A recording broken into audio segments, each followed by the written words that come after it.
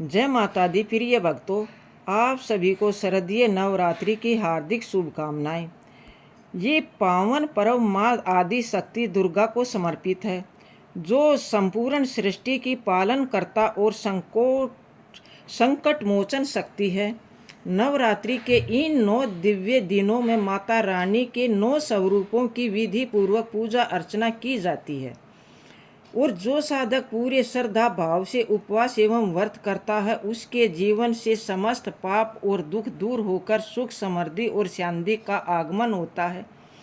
शास्त्रों में वर्णन है, जो भी भक्त नवरात्रि व्रत कथा का श्रवण करता है, उसे सशस्त्र यज्ञ करने के समान फल प्राप्त होता है। माता रानी की विशेष कृपा से उसके जीवन में धन धान्य की वृद्धि होती है, संतान सुख मिलता है और घर आंगन में सौभाग्य स्थायी हो जाता है। आज हम सभी को नवरात्रि व्रत की एक ऐसी अलौकिक कथा सुनाने जा रहे हैं, जिसका श्रवण मात्र ही मन को पवित्र करता है। कहा गया है कि इस कथा को यदि कोई भी मनुष्य सच्चे हृदय से ध्यान पूर्वक सुन ले, तो उसके जीवन के सभी संकट समाप्त हो जाते हैं और वह माता दुर्गा के चरणों में विशेष कृपा का अधिकारी बनता है। तो आइए भक्तों, प्रेम और श्रद्धा के साथ हम सब मिलकर इस अद्भुत कथा का श्रवण करते हैं और माता रानी से अपने जीवन को मंगलमय बनाने की प्रार्थना करते हैं। एक समय की बात है, भगवान शिव जी कैलाश पर्वत पर ध्यान मगन होकर बैठे हुए थे। उसी समय नारायण नारायण का जाप करते हुए और हाथ में वीणा धारण किए हुए देव ऋषि नारद जी अपने अनोखे रहस्य भाव और जिज्ञासा के साथ भगवान शिव जी की ओर चले आ रहे थे। उनके प्रत्येक चरण स्पर्श से हिमालय पर जैसे दिव्य महक फैल रही थी। देव ऋषि नारद के आगमन की आहट पाकर भगवान शिव जी अपनी आंखें मंद मुस्कान के साथ खोलते हुए देव ऋषि नारद से कहते हैं, हे नारायण भक्त, आपका कैलाश पर स्वागत है। कहिए, आज किस प्रयोजन से कैलाश पर आना हुआ? अवश्य ही आप कोई महत्वपूर्ण समाचार लेकर आए होंगे। भगवान शिव जी की ये बात सुनकर नारद जी हाथ जोड़ते हुए कहते हैं, हे कैलाशपति, आज मैं कोई समाचार लेकर आपके पास नहीं आया हूँ, अपितु मैं एक अनमोल रहस्य जानने आया हूँ। फिर नारद जी ने विनम्र स्वर में कहा, हे प्रभु, मैं आपके पास नवरात्रि व्रत का महत्व सुनने के उद्देश्य से आया हूँ। इन दिनों में देवी दुर्गा की आराधना विशेष फलदायी क्यों होती है और इस व्रत को करने से कौन सा फल प्राप्त होता है? कृपया आप मुझे इन प्रश्नों का उत्तर देकर मेरे मन में उठ रहे संशय को दूर कीजिए। नारद जी के प्रश्नों को सुनकर भगवान भोलेनाथ मंद मुस्कान के साथ बोले, हे ब्रह्मानंदन, आज आपने उत्तम प्रश्न किया है। आपके माध्यम से समस्त संसार को इस व्रत का महत्व पता चलेगा, इसलिए आप ध्यान से सुनिए। आज मैं आपको इस व्रत का महत्व सुनाता हूँ तथा व्रत को करने के विधि और नियम भी बताता हूँ, किंतु उससे पहले मैं आपको नवरात्रि व्रत की महान कथा सुनाता हूँ। जो भी मनुष्य इस कथा का श्रवण करता है, उसके समस्त पापों का नाश होता है और उस पर सदैव आदि शक्ति माता दुर्गा की कृपा दृष्टि बरसती है। तभी नारद जी कहते हैं, हे प्रभु, कृपा आप कथा कहिए, मैं ध्यान पूर्वक पूरा सुनूंगा और समस्त लोगों में इसका प्रचार प्रसार भी करूंगा। भक्तों, भगवान शिव जी कथा सुनाते हुए कहते हैं, हे देव ऋषि, प्राचीन काल की बात है। एक गांव में एक अत्यंत ही गरीब और निर्धन किसान रहता था, जिसका नाम था दुर्गादास। उस किसान की कई संतानें थी, जो कोई काम नहीं करती थी, क्योंकि वे सभी बहुत छोटी आयु के थे। धन के अभाव से वे सभी हमेशा दुखी रहा करती थी। उसके पास जीवन यापन करने के लिए जमीन का एक टुकड़ा भी नहीं था और ना ही उसके पास व्यापार करने के लिए धन था। दिन भर किसान दूसरों के खेतों में काम करता था, बदले में जो उसे धन मिलता उसी से वह अपने बच्चों के लिए रात्रि को कुछ खाने को ले आता था। वह किसान थोड़ा थोड़ा भोजन अपनी संतानों को खिला देता था और जो कुछ भी बच जाता उसी से अपना पेट भर लेता। वह दिन भर भूखा रहता था और केवल रात्रि को थोड़ा सा अन्न खा लिया करता था। इस प्रकार से वह किसान स्वयं भूखा रहकर दूसरों का काम करके अपने परिवार का पालन पोषण कर रहा था। वह किसान स्वभाव से अत्यंत निर्मल और दयालु था। वह धर्मपरायण, शांत, सदाचारी, सत्यवादी, क्रोध न करने वाला, धैर्यवान और अभिमान रहित था। वह प्रतिदिन देवताओं और पितरों का पूजन करता था, अपने द्वार पर आए हुए अतिथियों का आदर सम्मान करता था और उन्हें भोजन कराने के बाद जो कुछ भी बच जाता उसी से अपना गुजारा चला लिया करता था। कुछ समय बीतने के बाद एक दिन एक तपस्वी ब्राह्मण महात्मा उस दुर्गादास नाम के किसान के घर पर आए। दुर्गादास ने ब्राह्मण महात्मा को जो कुछ भी उससे हो सका उसने महात्मा को दान दिया और उनका स्वागत सत्कार किया। उसके बाद दुर्गादास ने हाथ जोड़कर प्रणाम करके अत्यंत व्याकुल मन से अपने मन की व्यवस्था सुनाते हुए साधु महात्मा से बोले, हे ब्राह्मण देवता, यदि आप हमारे अतिथि धर्म से प्रसन्न हैं तो क्या हम आपसे कुछ पूछ सकते हैं? दुर्गादास की ये बात सुनकर वह ब्राह्मण कहने लगा, हे पुत्र, आपकी चर्चा तो नगर में चारों तरफ है कि आप एक महान दानी और पूर्ण पुण्य आत्मा हैं आप अतिथियों का स्वागत सत्कार अत्यंत ही प्रेम भाव से करते हैं। इसी कारण से मैं आपके पास आया हूँ। कृपया आप निसंकोच करते हुए आपकी जो भी शंका हो पूछ लीजिए। तब वह किसान हाथ जोड़कर करुणा स्वर में कहता है, हे ब्राह्मण देवता, कृपा करके आप मुझे बताइए कि मेरी दरिद्रता का नाश निश्चित रूप से कैसे हो सकता है। इस दरिद्रता के कारण मैं अपने परिवार का भरण पोषण नहीं कर पा रहा हूँ। मैं बहुत परेशान रहता हूँ। हे ब्राह्मण देवता, मुझे धनवान बनने की तनिक भी अभिलाषा नहीं है। मैं तो बस इतना चाहता हूँ कि मेरा परिवार 2 वक्त का भोजन पा सके और मैं अपने परिवार का पालन पोषण करने के लिए समर्थ हो जाऊं। मेरे पुत्र पुत्रियां भूख से पीड़ित होकर भोजन के लिए बहुत रोते हैं। मुझसे उनका ये दुख देखा नहीं जाता। भक्तों, आगे उस किसान ने रोते हुए सन्यासी महात्मा से कहा, हे ब्राह्मण देव, आज मैंने आपने रोते हुए बालकों को घर से निकाल दिया है और वे कहीं चले गए हैं। इसलिए मेरा हृदय शोक की अग्नि में जल रहा है। धन के अभाव में मैं क्या करूं? मेरी पुत्री भी विवाह के योग्य हो गई है। नगर के लोग मुझे ताने मारते हैं, किंतु मैं कर भी क्या सकता हूँ? मेरे पास इतना धन नहीं है कि मैं अपनी बेटी का विवाह करके उसका कन्यादान अपने हाथों से कर सकूं। हे ब्राह्मण देव, इसी कारण से मैं चिंतित हूँ। हे दया निधान, आप तो विद्वान और तपस्वी हैं। कृपया आप मेरी इस समस्या का समाधान कीजिए। मुझे विश्वास है कि आप अवश्य मेरी मदद करेंगे। इस प्रकार से उस किसान के द्वारा याचना करने पर उस ब्राह्मण ने बड़ी ही प्रसन्नता पूर्वक उस किसान से कहा, हे पुत्र, मैं तुम्हारे दुख का कारण समझ चुका हूँ। तुम चिंता मत करो, मैं तुम्हें अवश्य ही इसका समाधान बताऊंगा। तुम अब नवरात्रि के व्रत का अनुष्ठान करो। इससे तुम माँ भगवती की पूजा, उपासना और हवन करो। सुबह शाम आदि शक्ति दुर्गा के मंत्रों का उच्चारण करो। इससे तुम्हारे सभी कार्य सिद्ध हो जाएंगे। तुम्हारी दरिद्रता नष्ट हो जाएगी। तुम्हारे घर में सुख समृद्धि का आगमन होगा। जो भी मनुष्य नवरात्रि व्रत करता है उसके सभी मनोरथ पूर्ण हो जाते हैं।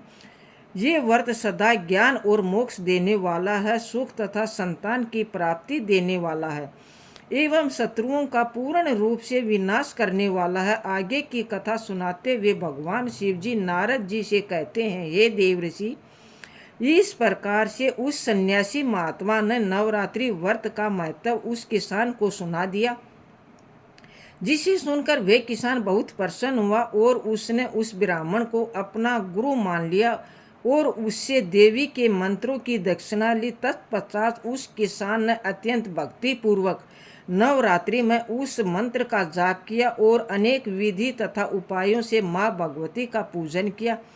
इस प्रकार से उस किसान ने कई वर्षों तक नवरात्रि के व्रतों का अनुष्ठान किया। फिर अंतिम दिन अर्धरात्रि आने पर साक्षात माँ दुर्गा ने उस किसान को दर्शन दिए और कहा, हे पुत्र, तुम्हारी भक्ति और पूजा से अत्यंत प्रसन्न हुई। तुम्हें जिस वर की कामना है निसंकोच होकर मांग लो। तुम्हें जो चाहिए वह है मैं तुम्हें प्रदान करूंगी। साक्षात माँ दुर्गा को अपने सम्मुख देखकर वह किसान घबरा गया। उसे अपनी आंखों पर यकीन नहीं हो रहा था। उसकी आंखों से खुशी के आंसू झलकने लगे। माँ दुर्गा के उस अद्भुत दिव्य स्वरूप को देखकर वह किसान हर्ष से उत्साहित होने लगा। फिर उस किसान ने माता दुर्गा को प्रणाम करके कहने लगा, हे देवी माँ, मैं आपके दर्शन करके धन्य हो गया। आपके इस अलौकिक स्वरूप को देखकर मेरे सभी कष्ट दूर हो गए।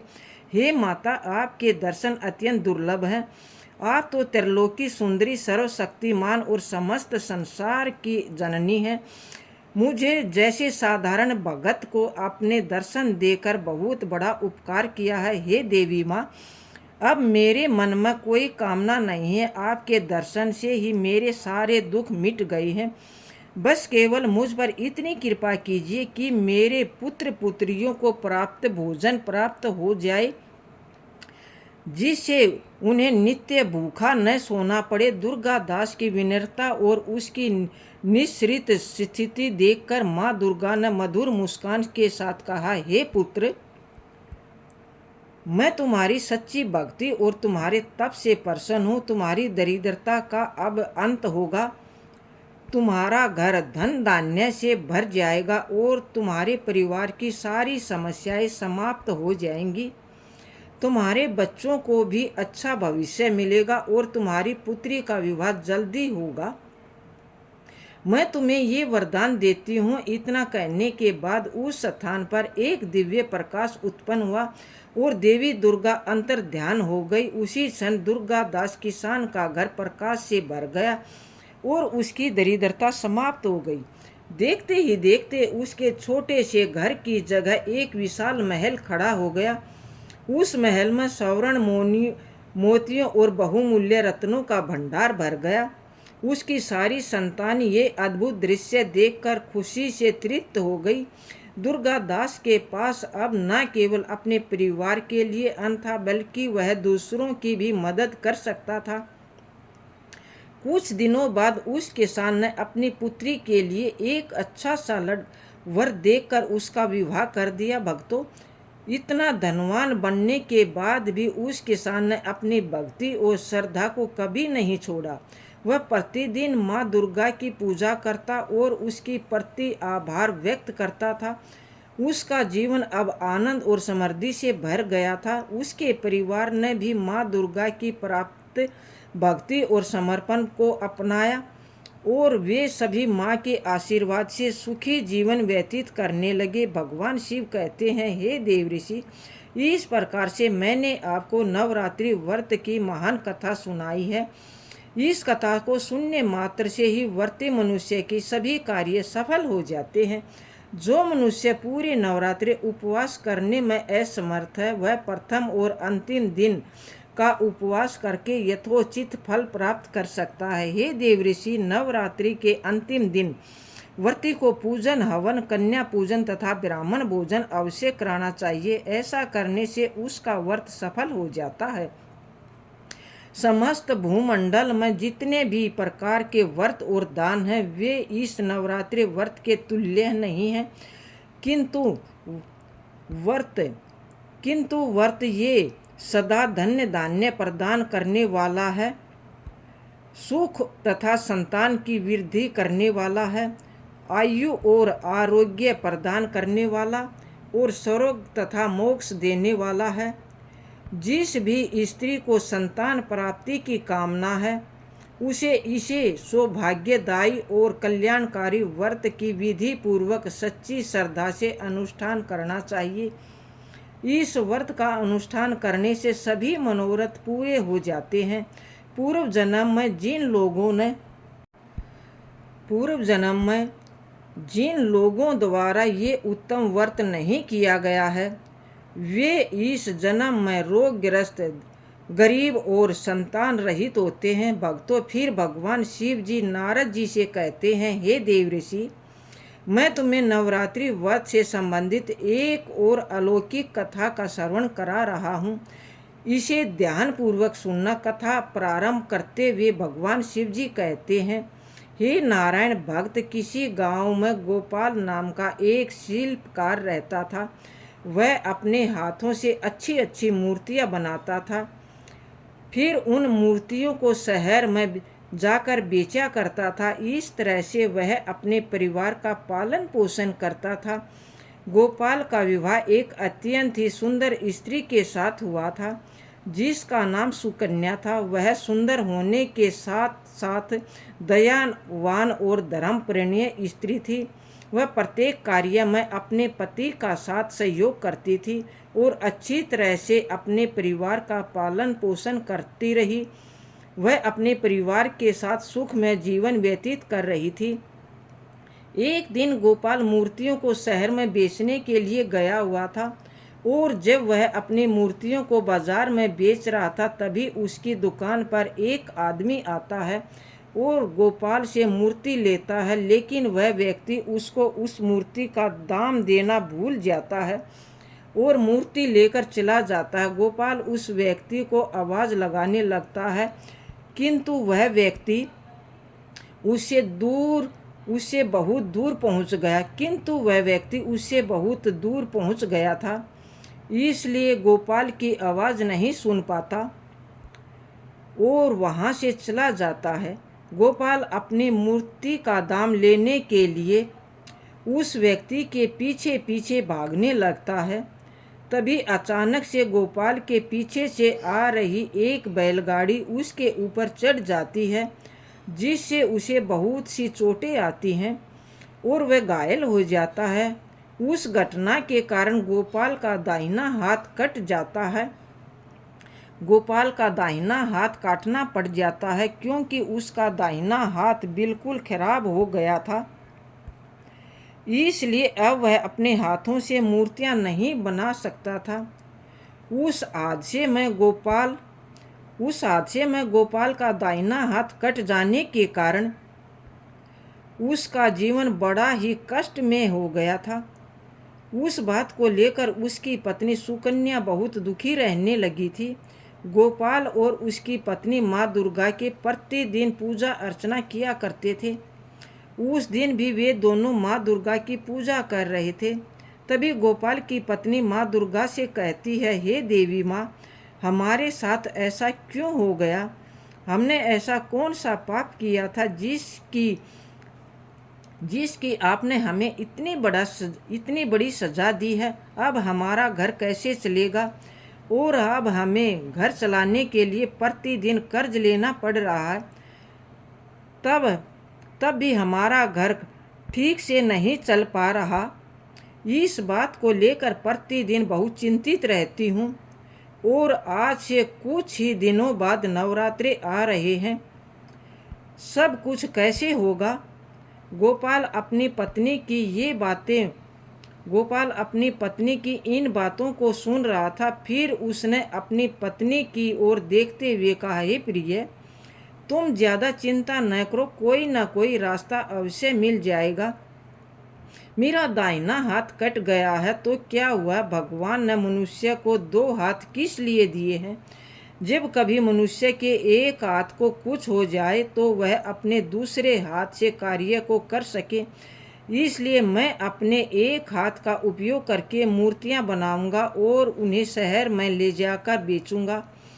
उसने अपने पति की ये बात सुनकर गोपाल की पत्नी दुखी मन से कहती है, हे स्वामी, आप ये कैसी बातें कर रहे हैं? आपको पता है ना कि अब आपका दाहिना हाथ नहीं बचा है, इसलिए आप बाएं हाथ से कैसे मूर्तियां बना पाओगे? फिर गोपाल सुकन्या से कहता है, हे प्रिय, ये सब देवी माँ देख लेगी और वैसे ही नवरात्रि का महापर्व आने वाला है, इसलिए कई सारे लोग मेरे पास देवी माँ की मूर्तियाँ बनाने के लिए आएंगे। लेकिन अगर मैं ऐसे ही घर में बैठकर अपना हाथ कट जाने का शौक मनाता रहूं तो कुछ नहीं कर पाऊंगा और मैं अपने परिवार का पालन पोषण भी नहीं कर पाऊंगा, जिसके लिए मुझे दुकान पर जाना ही पड़ेगा। अपनी पत्नी से इतना कहकर गोपाल बड़े ही आत्मविश्वास के साथ अपनी दुकान पर चला जाता है और अपनी दुकान पर पहुंचकर वह अपने मन में सोचने लगता है, आज से ही मुझे वापिस अपना काम शुरू कर देना चाहिए, क्योंकि नवरात्रि आने में ज़्यादा दिन नहीं बचे हैं। इसलिए मैं अगर एक भी मूर्ति नहीं बना पाया तो मुझे और मेरी पत्नी को भूखा रहना पड़ेगा। लेकिन अगर मैंने किसी भी तरह से एक मूर्ति बना ली तो उसे बेचने पर कुछ तो धन मिल ही जाएगा, जिससे मेरे परिवार का पालन पोषण हो जाएगा। अपने मन में इतना सोचकर गोपाल मूर्ति बनाने लगता है, लेकिन उसका दाहिना हाथ कट जाने के कारण उसे मूर्ति बनाने में बहुत परेशानी हो रही थी, क्योंकि एक हाथ से मूर्ति बनाना बहुत ही कठिन काम होता है। वह मूर्ति को बार बार बनाता है और मूर्ति बार बार बिगड़ जाती थी और अच्छी नहीं बन पाती थी। गोपाल प्रतिदिन अपनी दुकान पर पहुंचकर अपने एक हाथ से मूर्ति बनाने का प्रयास करता रहता था, किंतु उसने हिम्मत नहीं हारी। धीरे धीरे वह मूर्तियों को बनाने लगता है। मूर्तियां बनाने के बाद गोपाल अपने घर वापस चला आता है। तभी उसकी पत्नी कहती है, स्वामी क्या हुआ? देवी माँ की मूर्तियाँ अभी तक तैयार नहीं हुई। अपनी पत्नी की बात सुनकर गोपाल अपनी पत्नी से कहता है, हे प्रिय, मैं कोशिश तो बहुत कर रहा हूँ, लेकिन मूर्तियाँ अभी तक पूरी नहीं बन पाई। फिर गोपाल कहता, मैं कोशिश तो बहुत कर रहा हूँ लेकिन मूर्तियाँ अभी तक पूरी नहीं बन पाई। फिर गोपाल की पत्नी उसे कहती है, आप देख लीजिए, आज शाम तक का ही समय है। अगर पूरी मूर्तियां बन जाएंगी तो सही है, नहीं तो हमें काफ़ी देर हो जाएगी, क्योंकि सभी लोगों ने नवरात्रियों के लिए मूर्तियां खरीद ली हैं। फिर गोपाल अपनी पत्नी से कहने पर मन में एक आशा लेकर अपनी दुकान की ओर दोबारा निकल जाता है और देवी माँ की अधूरी मूर्तियों को पूरा करने में लग जाता है। गोपाल को उन मूर्तियों को बनाते हुए सुबह से शाम हो जाती है, लेकिन अंत में वह मूर्तियों को बना ही देता है। फिर गोपाल अपने मन में देवी माँ का धन्यवाद करते हुए कहता है, हे देवी माँ, अब मूर्ति बनकर तैयार हो गई है। अब मैं इन मूर्तियों को बाजार में ले जाकर बेच देता हूँ, जिससे मुझे कुछ धन मिल जाएगा, तो मेरे घर की थोड़ी बहुत स्थिति सुधर जाएगी। भक्तों, गोपाल अपने मन में ये सोच ही रहा था, तभी अचानक से उसकी दुकान पर एक छोटी सी बच्ची आ जाती है और वह छोटी बच्ची गोपाल से कहती है, भैया, क्या आप मुझे एक देवी माँ की मूर्ति दे सकते हैं? क्योंकि मैं इन नवरात्रि देवी माँ की स्थापना करूँगी, इसलिए अगर आप मुझे एक देवी माँ की मूर्ति दे देंगे तो आपका मेरे ऊपर बड़ा उपकार हो जाएगा। उस छोटी लड़की की बात सुनकर गोपाल उस छोटी बच्ची से कहता है, हे पुत्री, ये मूर्ति बेचने के लिए है, इसलिए मैं आपको ये मूर्ति ऐसे नहीं दे सकता हूँ। ये सुनकर वह छोटी लड़की उदास हो जाती है और करुणा स्वर में गोपाल से कहती है, कृपा करके मुझे ये मूर्ति दे दीजिए। मेरे पास धन नहीं है, लेकिन मैं इस बार माता की स्थापना करना चाहती हूँ, इसलिए अगर आप मुझे ये मूर्ति दे देंगे तो मैं देवी माँ से कहूँगी कि वे आपकी सभी मनोकामनाएं पूरी कर दे। उस छोटी लड़की की ये बात सुनकर गोपाल का हृदय द्रवित हो उठता है और वह अपने मन में सोचने लगता है कि ये छोटी लड़की बड़ी उम्मीद के साथ मेरे पास आई है, इसलिए मैं इसे खाली कैसे भेज सकता हूँ। लेकिन मैंने ये मूर्ति अगर इस लड़की को मुफ्त में दे दी तो मेरे घर का गुजारा बसर करने में बहुत बड़ी कठिनाई आ जाएगी। किंतु मैं इस लड़की को ऐसे निराश भी नहीं कर सकता हूँ, क्योंकि यह भी तो देवी माँ का ही रूप है। इसलिए मैं इस लड़की को ये मूर्ति दे देता हूँ। अपने मन में इतना सोचकर गोपाल उस छोटी सी बच्ची से कहता है, लो पुत्री, तुम ही ये मूर्ति रख लो, मैं बेचने के लिए दूसरी बना लूँगा। फिर गोपाल उस छोटी लड़की को वह मूर्ति दे देता है। गोपाल उस छोटी लड़की के हाथ में जैसे ही देवी माँ की मूर्ति रखता है, वैसे ही वह छोटी लड़की अपना रूप बदल लेती है और साक्षात देवी माँ के रूप में आ जाती है। गोपाल साक्षात देवी माँ को अपने सामने देखकर बड़े ही आश्चर्य में पड़ जाता है और तुरंत देवी माँ के चरणों में गिर जाता है और माँ दुर्गा से कहता है, हे माँ, आज आपका दर्शन पाकर मैं धन्य हो गया, मेरा जीवन सफल हो गया। हे माँ, आज आपने इस तुच्छ मनुष्य को दर्शन देकर मेरा जीवन सफल कर दिया है। तब माँ दुर्गा गोपाल से कहती है, उठो वत्स, मैं तुम्हारी भक्ति और सच्चाई से बहुत प्रसन्न हूँ। तुम अपनी मुश्किल समय में भी मेरा नाम जप रहे हो और तुमने बिना अपना कोई फायदा देखे एक लड़की की निस्वार्थ भाव से सहायता की है। इसलिए मैं तुमसे बहुत प्रसन्न हूँ। हे पुत्र, मैं तुम्हें एक वरदान देती हूँ कि तुम जिस भी मिट्टी को अपने हाथ से स्पर्श करोगे, वह मिट्टी एक जुदाई मिट्टी बन जाएगी, जिससे तुम अपने मन में जो भी आकार बनाओगे वह अपने आप ही उस आकार की बन जाएगी, जिससे तुम्हें अपने एक हाथ से मूर्तियां नहीं बनानी पड़ेंगी। माँ दुर्गा की ये बात को सुनकर गोपाल माँ दुर्गा से कहता है, हे माँ, आज आपने ये वरदान देकर मुझ पर बहुत बड़ा उपकार किया है। फिर माँ दुर्गा गोपाल से कहती है, हे पुत्र, तुम अपनी इस शक्ति का कभी घमंड मत करना और अगर तुम्हें कोई भी ज़रूरतमंद व्यक्ति दिखे तो तुम उसकी सहायता अवश्य करना। भक्तों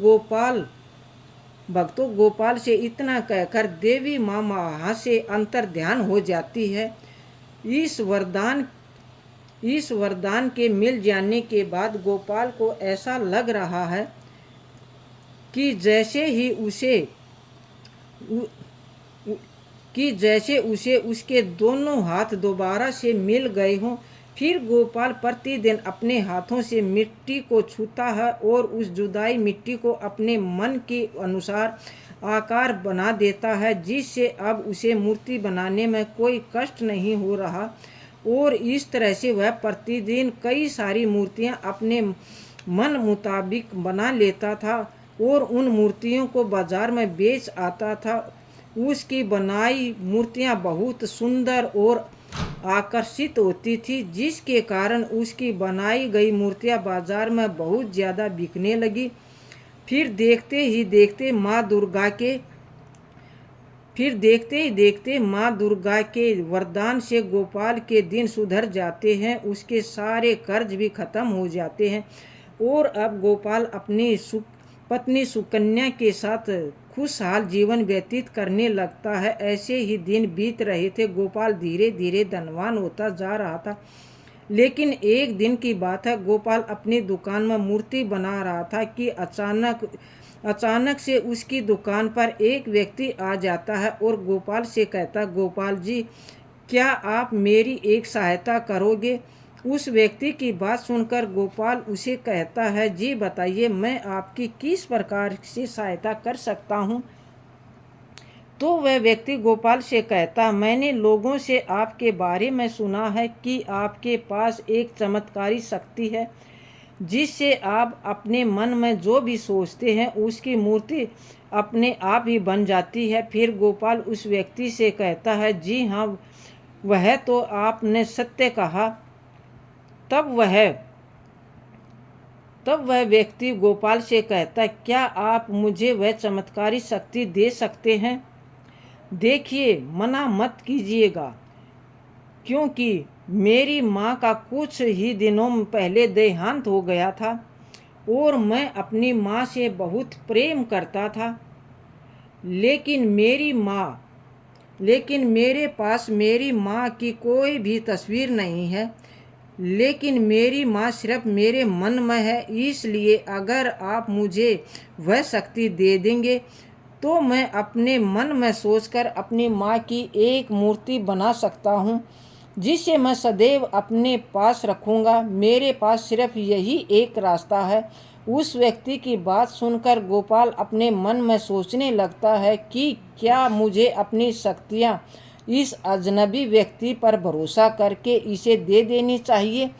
फिर सोचने लगा, ये शक्ति मेरी तो नहीं, ये शक्ति तो मुझे देवी माँ ने दी थी और देवी माँ ने ये भी कहा था कि कोई ज़रूरतमंद को ज़रूरत पड़े तो इन शक्तियों से उसकी सहायता कर देना। इसलिए मुझे ये शक्तियाँ इसे दे देनी चाहिए, जिससे इसकी ये मनोकामना पूरी हो जाए। अपने मन में इतना सोचकर गोपाल उस व्यक्ति से कहता है, ठीक है भाई, मैं आपको उस शक्ति का ज्ञान देता हूँ। जैसे ही गोपाल इतना कहता है, वैसे ही अजनबी व्यक्ति देवी माँ के रूप में साक्षात प्रकट हो जाता है। वह व्यक्ति देवी माँ ही थी जो गोपाल की परीक्षा लेने आई थी। देवी माँ को देखकर गोपाल उनके चरणों में गिर जाता है। तब माँ दुर्गा गोपाल से कहती है, उठो वत्स, तुम अपनी परीक्षा में सफल हुए। मैं तो ये देखने आई थी कि कहीं तुम मेरी बताई बातों को भूलकर इन शक्तियों पर अपना अधिकार तो नहीं जता रहे हो, लेकिन तुमने मुझे अपनी सच्चाई व ईमानदारी से फिर से प्रसन्न कर दिया है। इसलिए हे पुत्र, मैं तुम्हें वरदान देती हूँ कि तुम्हारी सभी मनोकामनाएं अवश्य पूर्ण हो जाएंगी, जिससे तुम कभी भी गरीब नहीं रहोगे। गोपाल से इतना कहकर माँ दुर्गा वहाँ से अंतर्ध्यान हो जाती है। फिर गोपाल अपनी पत्नी सुकन्या के साथ सुखपूर्वक से अपने जीवन का निर्वाह करने लगता है। जय माँ दुर्गा, जय माता दी। भक्तों, इस प्रकार से आज की ये कथा समाप्त हुई। इस कथा को सुनने के बाद माँ का जयकारा अवश्य लगाइए। हम आशा करते हैं आपको नवरात्रि व्रत की ये कथा और महत्व समझ में आ गया होगा। कथा को सुनने के बाद भगवान शिव जी नारद जी की अत्यंत भाव विभोर होकर कहते हैं, हे प्रभु, आपके मुख से इन कथाओं को सुनकर मैं धन्य हो गया हूँ। इन कथाओं का 3 लोकों में प्रसार करूँगा और नवरात्रि व्रत का महत्व सुनाऊँगा। इतना कहकर नारद जी भगवान शिव जी को प्रणाम करके कैलाश से प्रस्थान कर जाते हैं। भक्तों, एक बार श्रद्धा और प्रेम से बोलिए जय माँ दुर्गा, जय माता रानी। प्रेम से बोलिए जय माता जी। माता रानी हम सब पर अपनी कृपा बनाए रखना। ऐसे ही और भी रोचक और आध्यात्मिक कथाओं को सुनने के लिए चैनल को सब्सक्राइब कर लें। कमेंट बॉक्स में जय माता जी लिखकर अपनी हाजिरी लगाना न भूलें। फिर मिलते हैं एक और वीडियो के साथ। धन्यवाद दोस्तों। जय श्री कृष्णा। हर हर महादेव। जय माता दुर्गा जी।